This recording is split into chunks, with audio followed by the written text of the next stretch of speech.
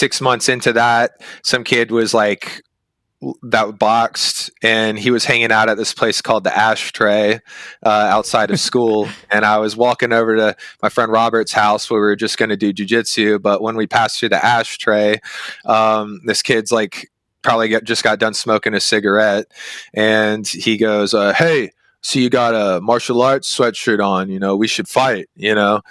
Let's do it. Let's set one up like 2 weeks from now.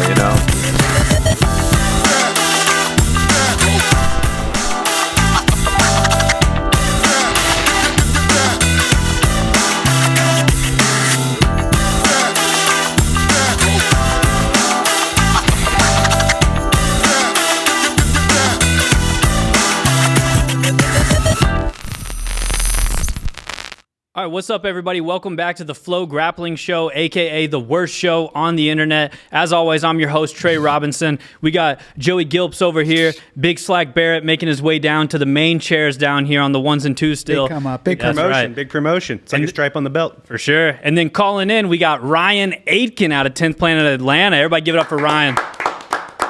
What's going on, Ryan? How you doing? I'm good, man. Just got done training. Yeah, so appreciate you calling in and everything. Obviously, you're going to be competing on Who's Number One 26th in Costa Mesa, California against Luccas Lira. But, we just want to talk to you some. Like I said before the call, we haven't given Ryan Aitken enough love, to be honest, So glad to finally have you here on FloGrappling. Our apologies for not doing it sooner. But, how's everything in Atlanta? Well, first of all, I forgive you. Appreciate that, man. There we go. Thank you. It was all worth it. Everything in Atlanta is pretty. I just got done training. It's been cold as crap out here. We had like a little snowstorm come through. I have a hell of a driveway and an electric car, so I was a little stranded here for like 2 days. Brutal. What a flex off the rip, though, dude. Bragging about the big driveway, electric car, bro. Things are nice in Atlanta, huh? Okay, so I said hell of a driveway, not big driveway. Okay, my bad. It's like this steep. Oh, no. Gotcha. Imagine when it gets snowy, you can't get out. Yeah, and that's not a flex. When you got a steep driveway that's not that long, that's because you're on the side of a hill. True. That's not the ideal place to have a house. That's a good point. I used to live in Fayetteville, Arkansas, and I lived on a hill like that. And when it would snow, for some reason, just this where I lived in Arkansas was not prepared for snow ever. So when it did snow, it would the snow would just be on the roads for weeks. Like they literally didn't own snowplows or something.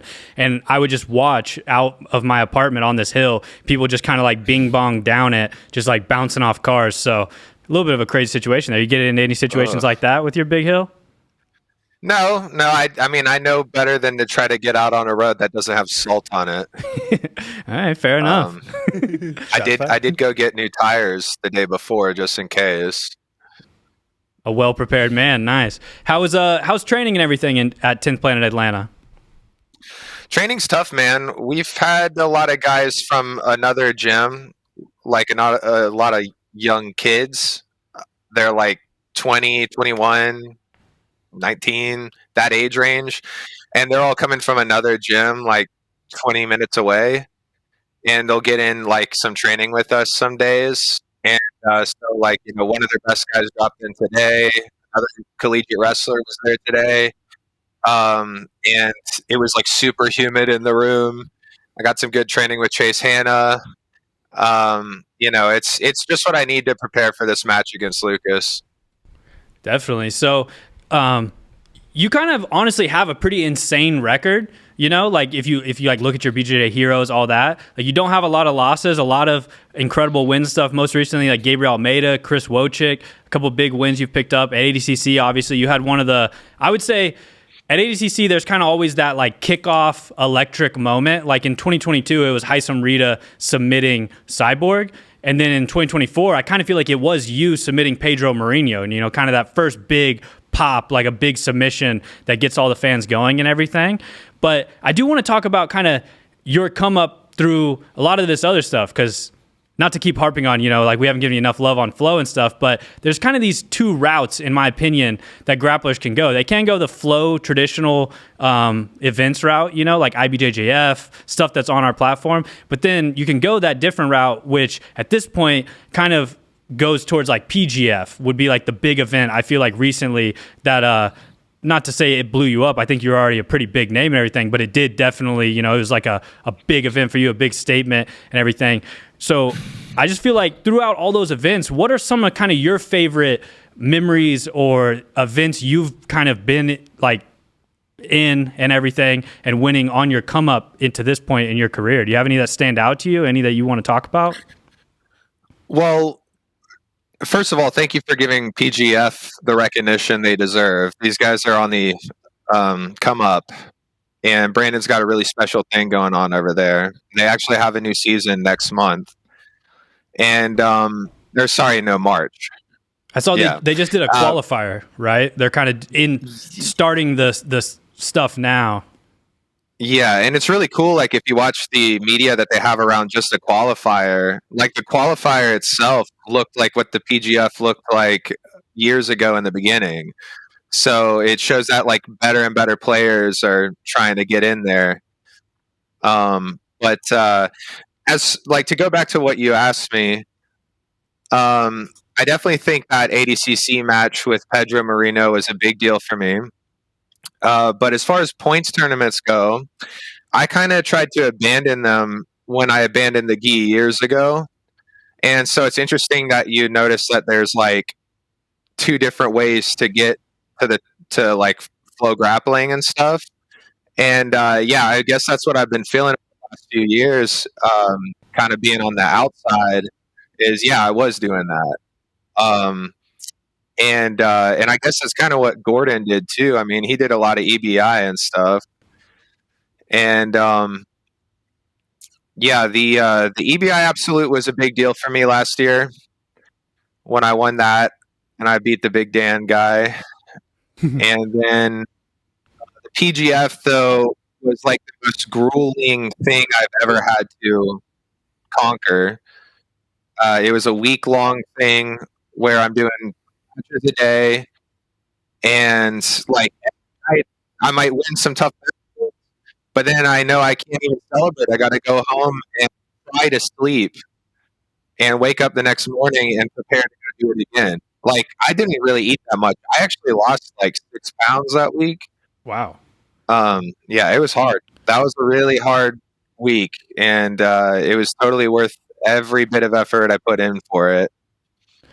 Yeah, I think with PGF specifically, it's obviously fun as a fan of grappling to be like, it's another day of watching sick matches. This is crazy. Like it just every day there's new, cool, dope matches. All the athletes putting it on the line, but that maybe is a part of it that not every fan is thinking about. Is as an athlete, that seems like potentially the most grueling, the most like hard event to do because it's just day in, day out.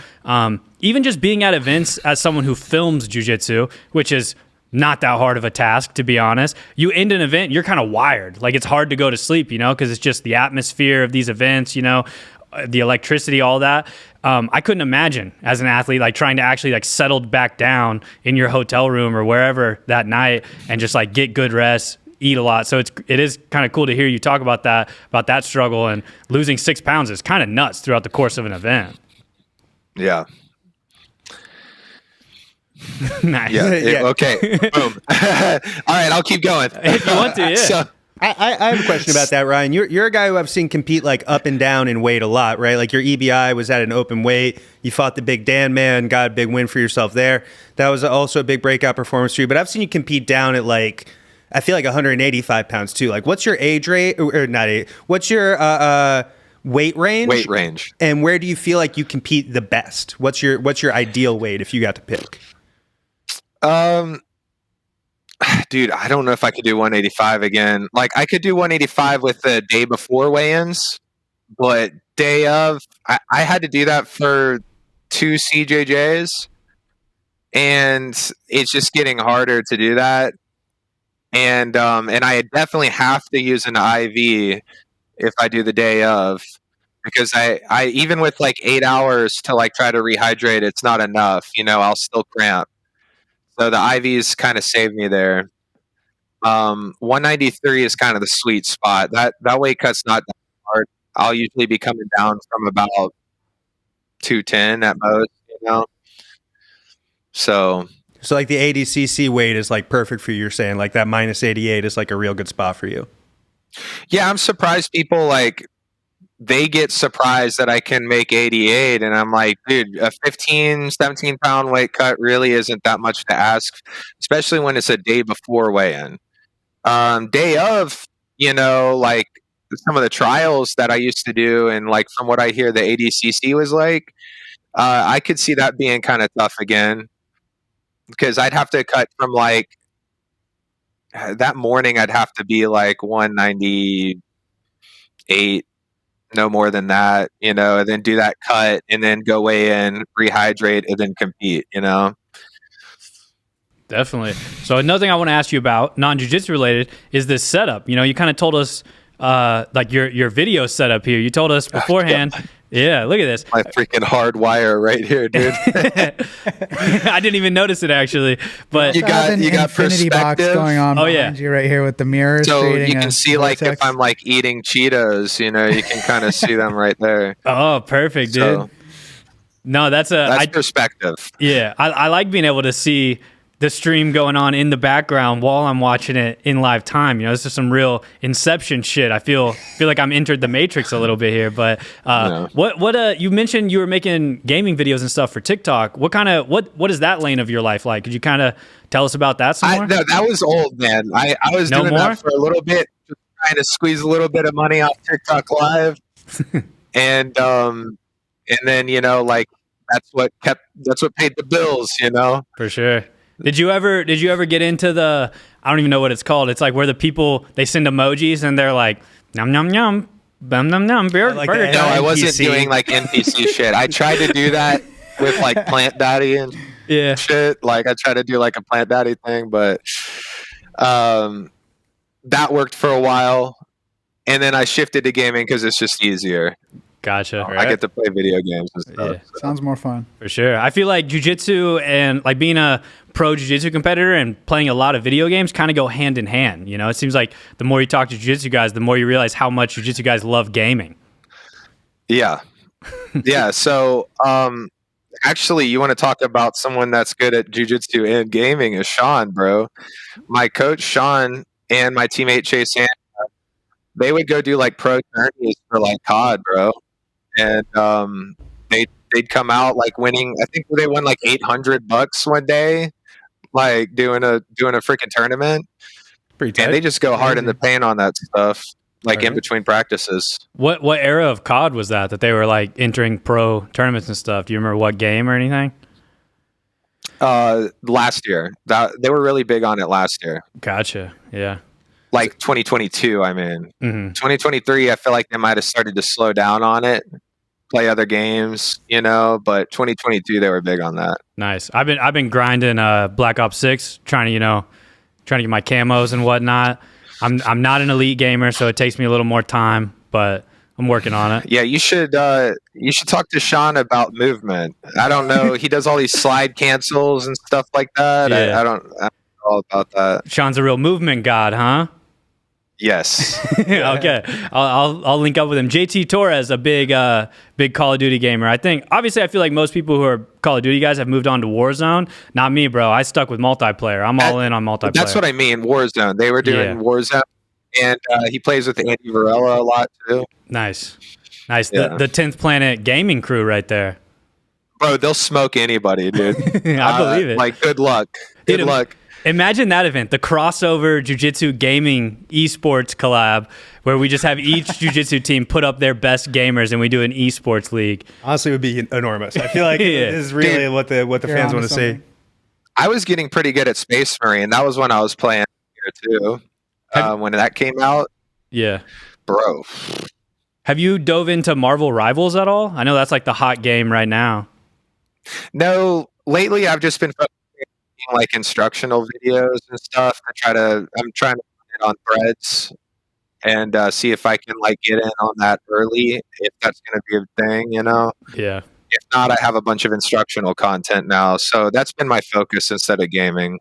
Dope. Where can people kind of watch some of your instructional and stuff? You dropping any of that yet? It's just on Threads, Ryan Aitken 10P. It's connected to the Instagram.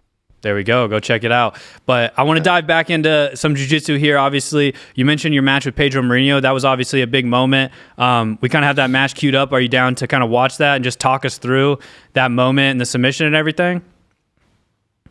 Yeah, let's do it. Are you going to play it? Yeah, we'll play it right here. Cool. Just to kick it off, what are you thinking in this moment? You know, this is the opening round ADCC. How are you feeling and everything? What's your mind like going into this one? So Sean tells me like what I want to do right off the rip, and like where the fight's going to be. And I come at him with the what ifs and stuff, but he seems to be pretty settled on like where I'm going to be throughout the match, and I just listen to that. You know, so that's what you see right here is me trying. Like, this is not flow state, bro. I'm not in flow state right there. That is focus. That's like, I gotta fucking get this motherfucker. Yeah. Pedro Mourinho, honestly, a hard dude to submit as well. So straight up. God, he tried to trip, bro. Okay. You knew you were gonna pull and try to get into the legs immediately. Was that the plan off the rip? No comment. Okay, no comment. Fair We'll enough. take that as a yes. We'll take that. Yeah, fair. Okay. And what's going on here? I mean, obviously, this is just an Ashi. This is me taking advantage of him having shorter legs, probably. And then this is me just out trying to slow them down because I need to calm the hell out, bro.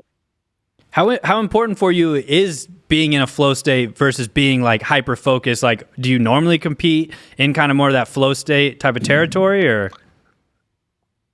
No, I mean, I wish I could, bro, but that's easier when you're on top for sure. Not when you're on bottom. If you want to back this up, yeah, can you back it up? For sure. All right. So what was interesting here was I didn't realize Pedro would feel so comfortable trying to counter me. That's what I was going to ask. I think it's because he knee barred me like years ago in the gi. Yeah, like right here, he turns to go for it. This is why I'm glad I kept the Achilles wrap, because I was able to roll with him and keep the rotation and keep his knee line. See, I thought he would be like trying to slip the knee line, but he's literally trying to counter me right here. Yeah. I mean, I get it. He trains with Dylan Melton, who has pretty good like inside heel hooks and stuff, but I feel like Dylan wants to fill up those heel hooks because that's all he can tap Pedro with, you know? Yeah. Yeah, talking about Wheels, up and coming guy out of Gracie Baja here in Texas. What's your I tried to go up there and like check on Pedro. That's what the first walkover to him was, and then he like looked down, and I was like, "Oh, this is awkward." You know. So I didn't mean to like look like I didn't care, but yeah, for sure. No. What was that feeling like after you got the tap? You know, that had to be like such a huge relief to come out first round ADCC and get a submission, especially a quick one like that. Well, all I cared about was getting out there and getting a submission in front of all these people. I know that most likely I'm going to lose via points or whatever, because that's not really my strength, you know? So I feel like the best thing I could hope for is to submit somebody and make that whole trip to ADCC, that whole opportunity worth it, and show people that, you know, we're the real deal at 10th Planet Atlanta. So it was everything I could have asked for, honestly, and that's kind of what like got me into this UFC match in December, because like I knew about that even before PGF. The PGF thing was a guarantee. I think after the EBI route too. So that ADCC win definitely earned me some other opportunities for sure. Yeah, so you're talking about your match with Gabriel Almeida, right, on Fight Pass? What did you think about that match and everything? I guess you want to kind of talk us through that event. Yeah, so Gabriel, I used to watch Gabriel compete here in Atlanta. He'd come to some of the opens, and he was a belt above me, so he'd fight my boy Ryan Haggerty, who was a good training partner of mine. And I remember like Haggerty having some really good, tough matches with him. He might have won one of them, but I know he took some L's to Gabriel Almeida. And understandable because he's a force for sure. But I remember watching over there and just seeing that kid's tough over there. And they definitely have like a rivalry going on every time he comes out here to Atlanta. So I'm sure I'll have to fight him one day. And when I heard that I got this fight against him, I was like, "Holy cow, dude! It's time to put it down for Atlanta." That's right. And so I got to go do that, and I knew Gabriel. Like I've watched his match with Pedro Marino. I knew that he was like tough on the feet. He had a solid guard. He likes his guillotines. He has a like Kimura. He does some leg locks and stuff. So I knew it was going to be a tough fight. I knew he was very experienced. And yeah, but I also knew that cardio was going to be a problem for him. Mm-hmm. So I knew like leading up to that, I did a lot of cardio work because I knew that was where I could probably beat him at. I can't beat a lot of guys in the cardio game because I'm now the older guy, being 31 and stuff, but me and Gabriel being the same age, I knew I had to like outwork him with cardio. It's wild how in jiu-jitsu 31 is like the older guy, It's like it feels like more and more jiu-jitsu is like the 16-year-old who wins trials is like the is the hottest thing. Yeah, I mean it's funding, bro. Yeah. Like a lot of these kids get funding from their parents and stuff, and so they get to do it from a young age and get up. Some other people have to find funding other ways, and over time work their way in. I'm one of those guys. So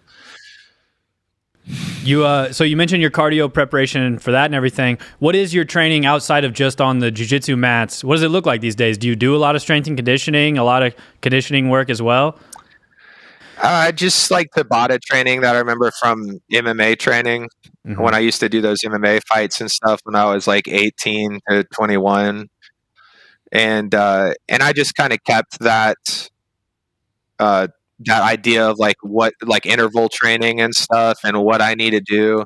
I've added in like the concept of adding in different body planes, right? So you have 3 different body planes. You have sagittal, frontal, and transverse. So I try to incorporate those into the interval training that I do. I learned those body planes through yoga, but yoga doesn't really give you cardio. So I just kind of cross that over. Do you kind of design it all yourself, or do you follow any sort of plan or have a coach or anything to help you with that stuff? Or are you really just like meshing your own stuff? I don't really have like a coach or anything that helps me with that. I pick people's brains. Like one guy told me that I was like, what compound lift should I add in if I have to add one lift in to the routine? And he said the high bar back squat, like going all the way down, like super low, super dynamic. Ass to grass, baby. Yeah. So not like a low bar, like, 90 degrees. Like he wants you to go really low. Yeah. Definitely. Hell yeah. Ryan, if you don't mind me asking, you've talked about Atlanta a few times. Are you from Atlanta originally, or did you move there? And if so, when did you move there? I'm from Atlanta originally. I grew up in a place called Marietta, Georgia. It's in the nicer area called East Cobb. Though I will say I wasn't like all my neighbors or friends that had like super nice houses. My dad was just an internet service provider to people in the city and stuff. Owned his own business. We had a solid house, but like maybe upper middle at most. And so like, I grew up there in East Cobb, and everybody was set to go to like UGA and stuff if they got good grades. If they didn't, their parents had the money to send them to UGA. I didn't have either. So I went to KSU for like 2 years. Yeah. Is So, that area kind of close to like Gwinnett County? Is that the similar area? No. No. Gwinnett County, I'm thinking you got to give me like a city name. I don't know, to be honest. I played JUCO football with a lot of dudes who came from Atlanta, and a lot of them were from Gwinnett County. I just know their football field has like a castle. That's all I really know. But it's like the same place I think the Migos are from, if I'm not mistaken. But yeah, I don't know the name of the city. Do you know? Okay. Do you know Allen Temple, Atlanta, or like Buckhead? I know Buckhead. I know Brookhaven. I know Is Buckhead the nice area or the bad area? Buckhead is where like all the business guys that went to UGA end up coming down and settling in that area. They have businesses in Buckhead and stuff. There's super nice restaurants. Okay. And that's on 400. And if you head a little bit more north on some of the smaller roads, you'll end up in Brookhaven, which is kind of like growing right now too, with those guys that want to get a little bit farther out of the city. They settle in Brookhaven. Gotcha. Sure. Do you know Bankhead? I've heard of Bankhead. I don't know where it is. I think Bankhead is like pretty in the city on the west side, if I'm not mistaken. I think that's the rough area, Just like right? the Bluffs, or Yeah, it's closer to the Bluffs. A little snow on the bluff action. Snow on the Bluff. Yeah, you ever watch Shout Snow out on the Snow Bluff? on the Bluff. Legendary film. I feel like you guys ever seen Snow on the Never Bluff? seen it. Oh, come on. These boys haven't seen Snow on the Bluff, Ryan. They're not like me and you know what I'm saying? No, I'm just kidding. But go ahead. Sorry, Ryan, I wanted to ask you, do you feel a lot of, because Atlanta, I feel like the jiu-jitsu scene is growing a lot, right? 10th Planet Atlanta, with everything you're doing, and then Atos Atlanta is doing some cool stuff with what? Odyssey. You know, there's some... Those are the guys that come and train with us. There you go. Odyssey, a lot of those guys are coming to train it. Greg, the coach, is like totally cool with like the cross training and stuff. Amazing. Paul Ardilla, also an Atlanta guy there. For sure. Alex Enriquez, I think is from that area. There's a lot of... I feel like that scene's growing. Do you feel, one, like the scene is growing, and two, when you compete, do you feel like you're representing that whole scene and trying to, you know, help blow that up as much as possible? I feel like I want to do all the people that came before me justice. A lot of people didn't get to go this far because the sport wasn't that big, for one. They didn't have funding, and they didn't really have a coach that was like high enough level to like that was here to push them. You know, guys like Tex Johnson that were very talented had to go all the way to like Unity in New York to get the world-class training so that he could stay at the top of the level, you know? And Paul Ardilla, you know, he's doing great. A lot of that is with his wrestling background, though. And, you know, he's a lawyer, so he has a job he has to do to continue funding this. And the thing is, over time, like, I feel like, you know, working a job and trying to pursue your career as an athlete just pulls you apart. And so the message that I want to send is to all the people in Atlanta that they can do what I'm doing right now if they commit and if they just stay with it, you know, just keep doing this. And if they might have to go to the right place eventually, but they can do it. I was able to do it staying here in Atlanta. Very cool. Do you feel like there was one moment, because it feels like in the last 18 months you've really turned a corner in your career. Do you feel like there was one moment in your career where you turned the corner to being like a professional athlete now, where now this is like PGF? There you go. Yep.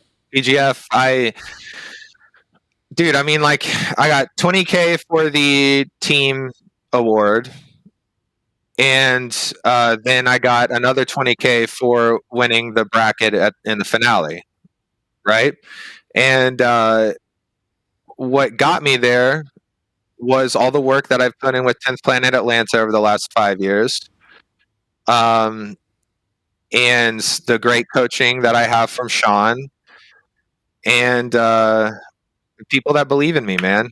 So, like, they got me into a position where I can make jiu-jitsu my career. And I said that when I won the PGF, and I meant every bit of it. That's awesome, man. So just to talk a little more about PGF, for someone who's watching this who didn't watch the event, can you break down how that event plays out? Because there's the team portion, and then you ultimately rack up points, right, to then make it into the finale bracket. So you basically do like a team event, and then it ends in a bracket, right? Yeah, so PGF is interesting. They're trying to do something similar to like the NFL or soccer or the NBA, where they do points, but it's not like the way IBJJF sees points, right? They try to make the spectacle the entire week. They try to make the spectacle the teams and the reality of how the athletes feel and stuff doing all this, because they're interviewing us every day to day, trying to see how we feel before and after matches and stuff. And so the points that they do are, you have 3 ways to earn points, and then a way to earn like a negative point if you suck, you know. But they have the elbow genie point, which is if you score a submission in the first minute, then you get 6 points if it's a strangle or a choke, and you get 3 points if it's a arm break or a leg break, you know, or a shoulder, so limbs. And so they call it a kill or a break. Yeah. So a kill is 6 points, a break is 3. And to be clear, you don't actually have to break their arm to consider it a break, right? For people who haven't seen, like, if you get the tap, like that's still No, people can tap, but see, there's an added like pressure, right? You got to put on for your team, bro. Like, you might end up having to eat some damage to block them from getting points, right? Or the guys that are playing like to win the team thing, your team might need you to get a choke. You have to get a kill. Like, otherwise, like, a break's not going to cut it. So those added pressures make it like way more of a spectacle, in my opinion. You know, I think this is how you can get people from outside of the sport to appreciate it. I definitely think the team aspect of jiu-jitsu, especially with a lot of these events like PGF and AIGA doing a lot of team stuff, obviously like Quintet, some of the original team jiu-jitsu stuff that I personally loved watching, think it's one of the most fun events to watch. I do think it adds that crazy element where it's like, oh shit, this dude's got to step up and he has to get these points in order for this team to, you know, advance or whatever. It does make it very spectator friendly. Just in general, what do you think about the kind of current trajectory of team jiu-jitsu events in the jiu-jitsu space? Are you a fan? Do you like them? What do you think? I mean, I think that's the direction to go. Yeah. You know, any successful player comes from a cohesive team. And you can't just have one individual capture all these people from outside of jiu-jitsu to come watch them compete. People from outside of all these sports, like in Chicago, they're Bulls fans. They might have one particular guy on that team that they like, but they're a Bulls fan, you know? And then Miami, it's like they might like the Heat, you know? They might have one member on the Heat team, but they are a Miami Heat team.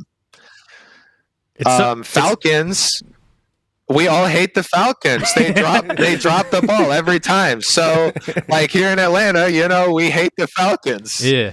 We don't hate one particular guy on the team. I mean, they all fail sometimes, you know. I'm just kidding. Yeah. I hope they win. I hope they win Super Bowl one day. For sure. That's something that I feel like wrestling has over jiu-jitsu, you know, is like the team duels, that whole aspect where it's kind of just a deep-rooted part of wrestling is that team aspect. All right, we're back from some technical difficulties, though. We got Ryan Aitken back. Ryan, whenever we were off air, I was explaining to them the reason I was trying to bring up Bankhead. I don't know if you heard any of that.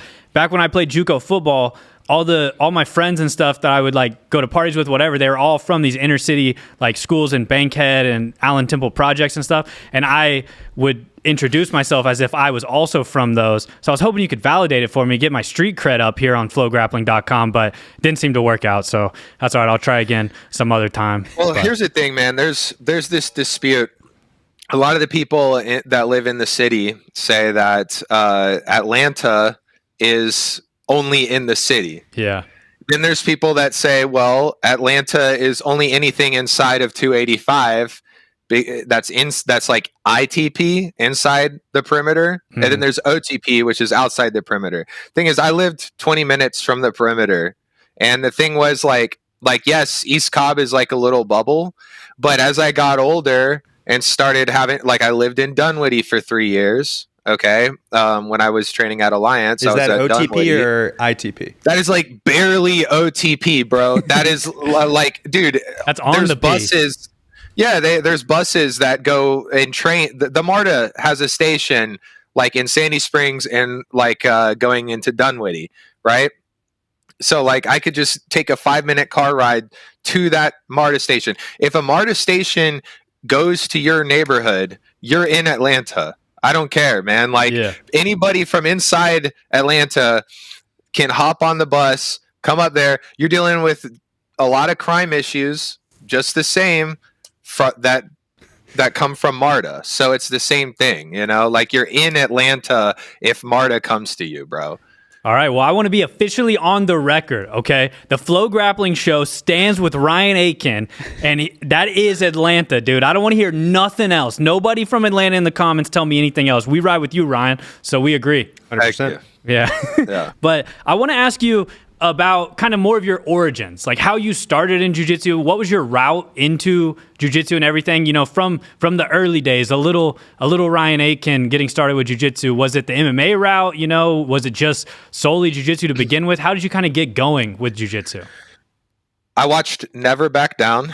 Epic one. Yep, I remember watching that too and thinking I gotta beat more people up. Tell them. Yeah, they don't know. You guys know about Never Back Down? I know Never Back Down. All right, now they're lying, Ryan. Okay. Yeah, Trey's the movie guy on the podcast. Let's Yep. Yeah. In fact, I think the bad guy's name in Never Back Down was Ryan, the blonde guy. And you saw that and you were like, got to be that. No, I actually was with the main character for sure. But it was like that scene where he would like kick the bag and it would slide, but really the only reason it would slide was because it was loose on the sliders. And like if you go to a real MMA gym, like they have the bags on that thing, right? They're not supposed to slide. They're like supposed to be like locked in on the sliders so you can move them in and out of the way.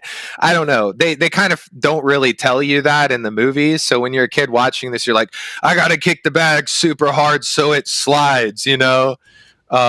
Stuff like that. So anyways, I watched that movie and I would watch a bunch of Mirko Cro Cop highlight videos and I'd go like for Christmas, I got a punching bag and my parents hooked me up with that, put it in the basement and I would just kick it till my feet bled after lacrosse practice every night. You know, it was first I was playing a lot of like lacrosse and stuff for 3 years in middle school and then 1 year in high school. I started getting passionate about kicking that bag and then I was like, I want to do, you know, kickboxing, and I go to a gym called Tiger Academy and the coach there, Eddie Camden, says, you don't want to do kickboxing, you want to do jiu-jitsu, trust me, kid. And so I started doing jiu-jitsu and it was like the first thing I was ever really good at. You know, before that I was getting kind of bullied in lacrosse. They called me shark bait when I showed up to a varsity practice.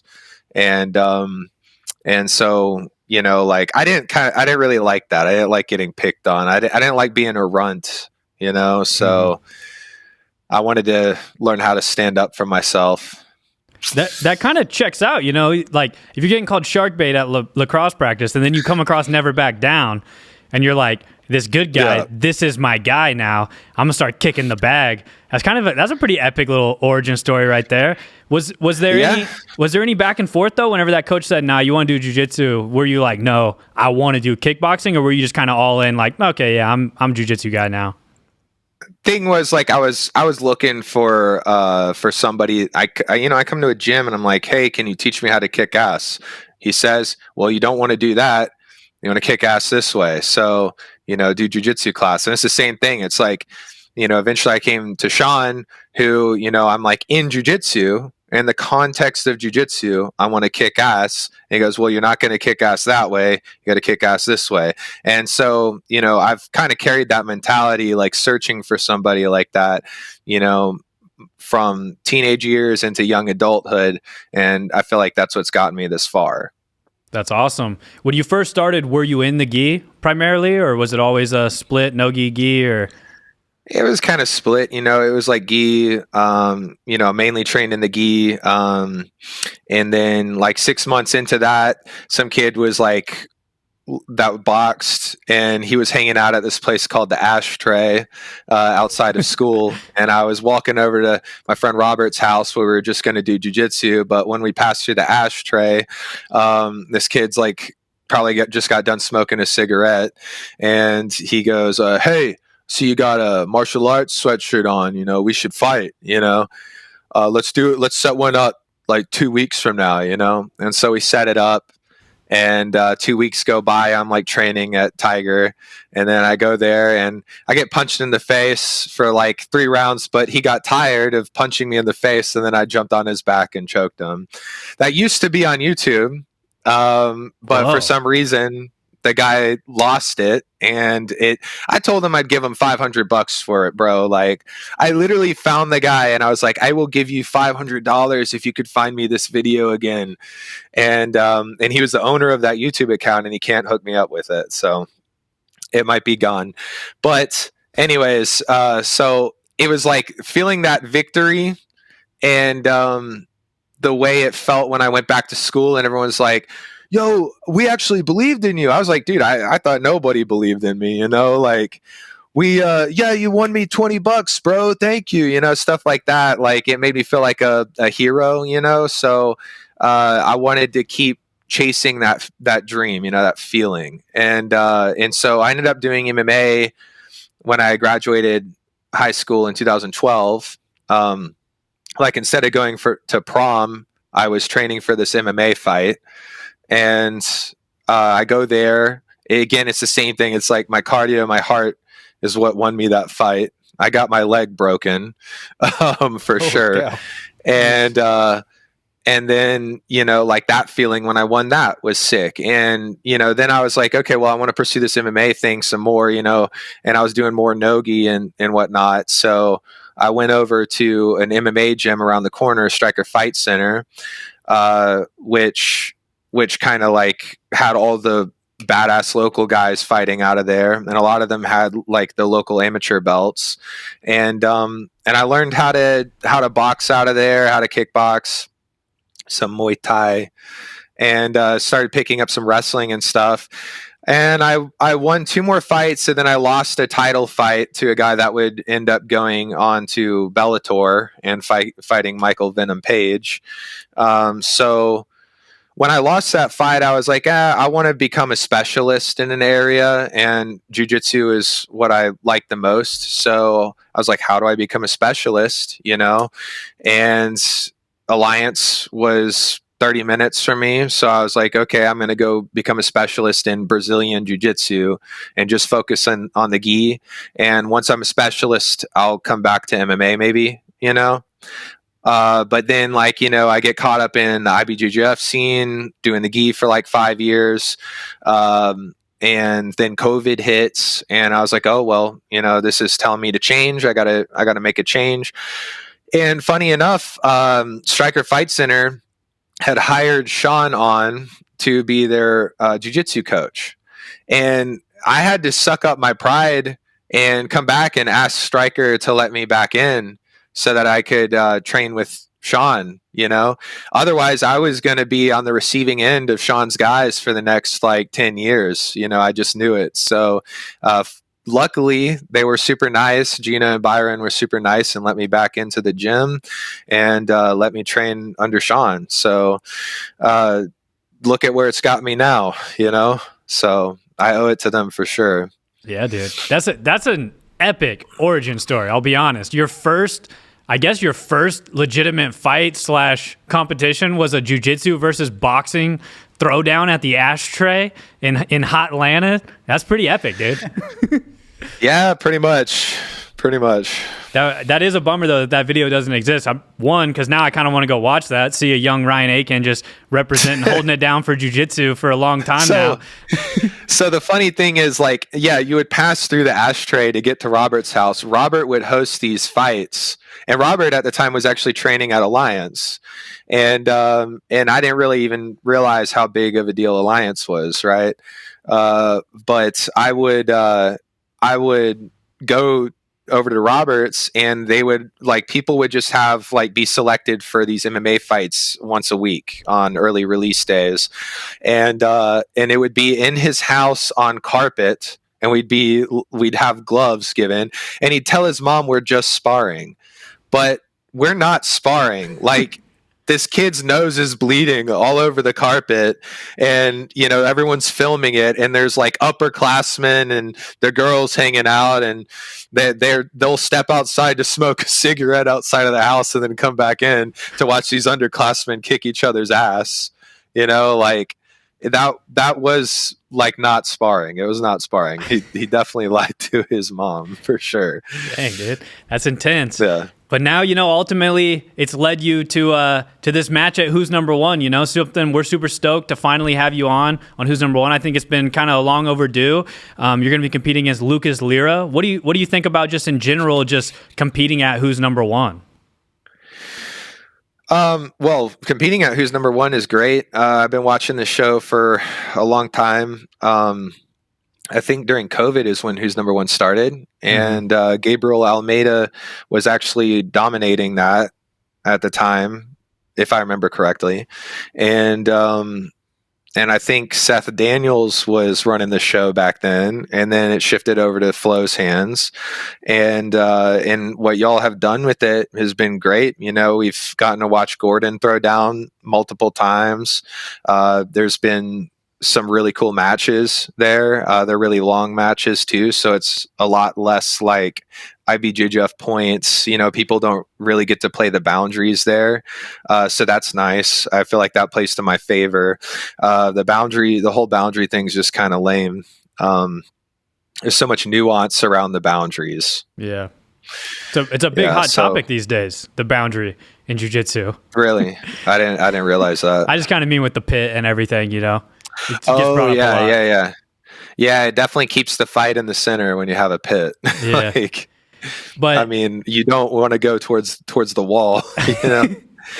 Definitely. Some guys do. Some guys jump off it and do flying triangles and stuff. I feel like there's a whole emerging, you know, new strategy coming around on this.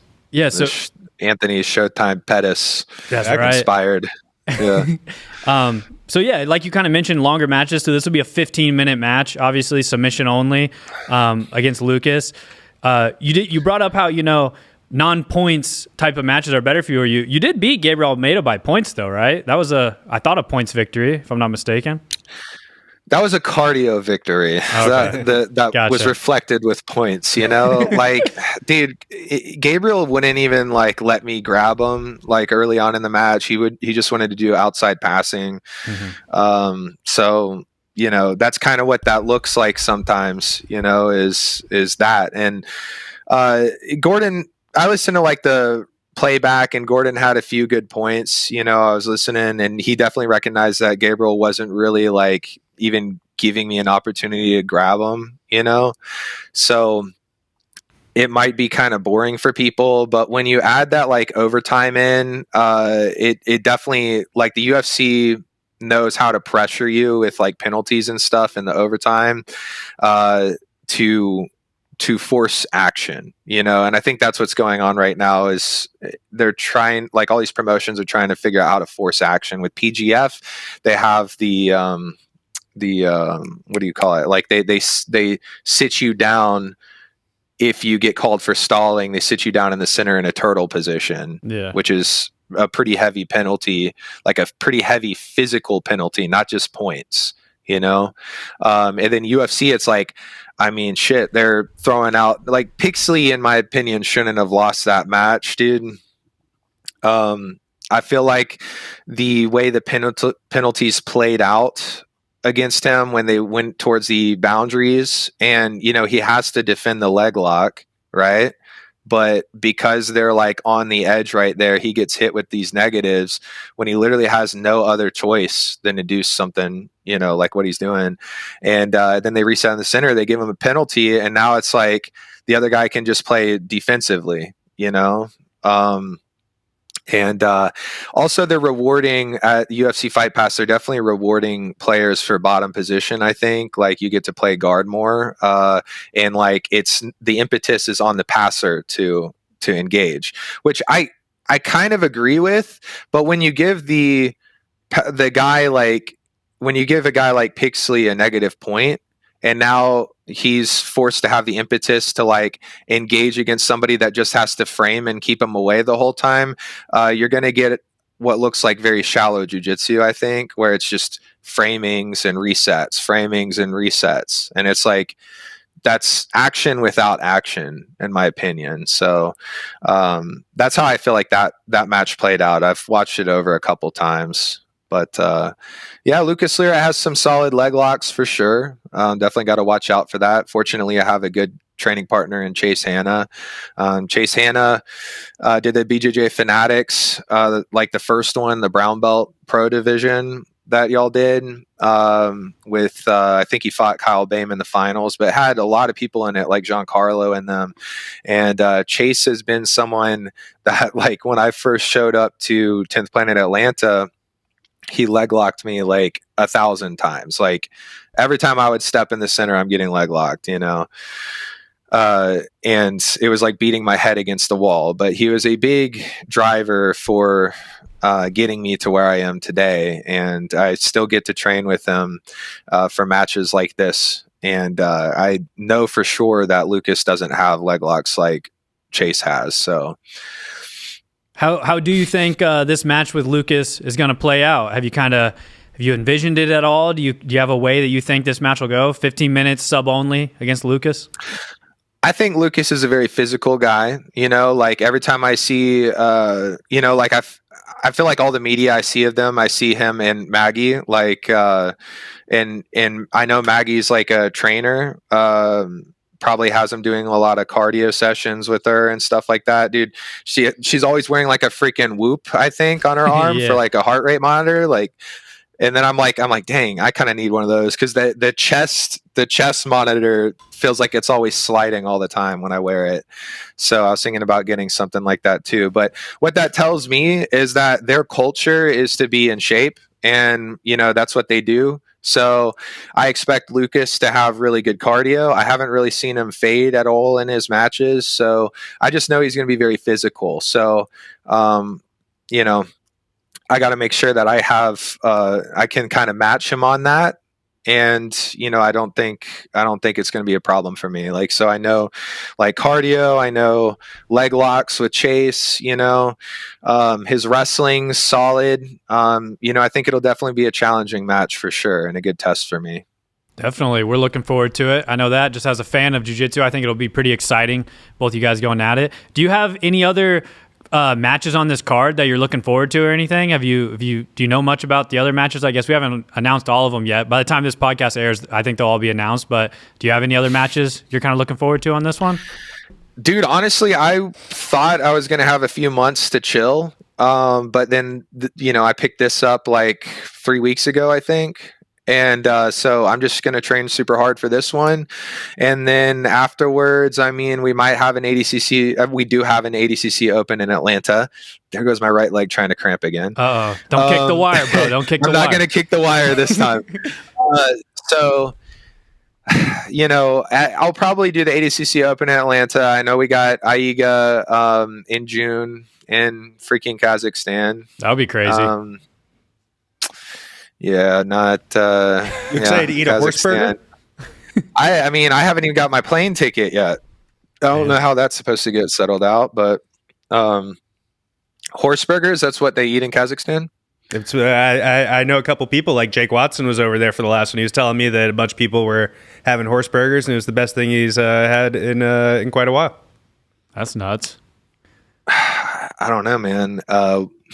That's for you to I decide, get brother. cultures are different and stuff. My grandma raised horses. My grandma Okay, raised that's a little shows tough. like show horses, so it's kind of tough to think about eating a horse. You know, they're beautiful creatures and sure. they're very useful too. So I don't know. Fair. Not like pigs, you know. Can at least hold up the falcon though. Gonna get to hold up that falcon. Yeah. Oh yeah, that would be dope. Is that what they do over there? You can like do For the sure. falcon flying. Hell yeah. Big into falconry in Kazakhstan. But Hell is there we're kind of coming up on time here, Ryan.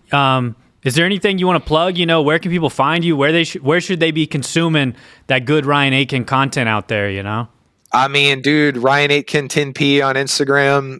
You can just go to my threads that's connected to it. Same thing, Ryan Aitken 10p. I'll be posting stuff on my YouTube channel, which is, again, Ryan Aitken 10p. You know, right now I haven't really rebranded as anything else. I'm considering this whole Professor Ost thing. I appreciate my sponsors, Grapple Science. I had to take one before this show, so I say less when I interview, and it helps. So highly recommend it. And that's like like a nootropic. It's like something to increase your focus and your they sharpness? do something like so that like blood gets to your brain easier, and when you're getting choked a lot, it makes it a little harder. So All right. you know, I think that Grapple Science could probably help you with defending some chokes or something. But it works, bro. I'm telling you, it works. Like, especially when you're taking it every day, it definitely works for me. And then Assassin's Apparel, my rash guard sponsorship. I actually have a like this Ryan Aitken brand Assassins thing coming out soon, and you can see some of the like designs on my Instagram soon. I don't know a lot about graphic design, so I don't know the right terminologies to say, but yes, I got new stuff coming out soon thanks to Assassin's Apparel, and it's going to be sick. That's dope, bro. Well, we're excited to have you on WNO 26 going down February 7th in Costa Mesa, obviously. Go follow Ryan on Instagram.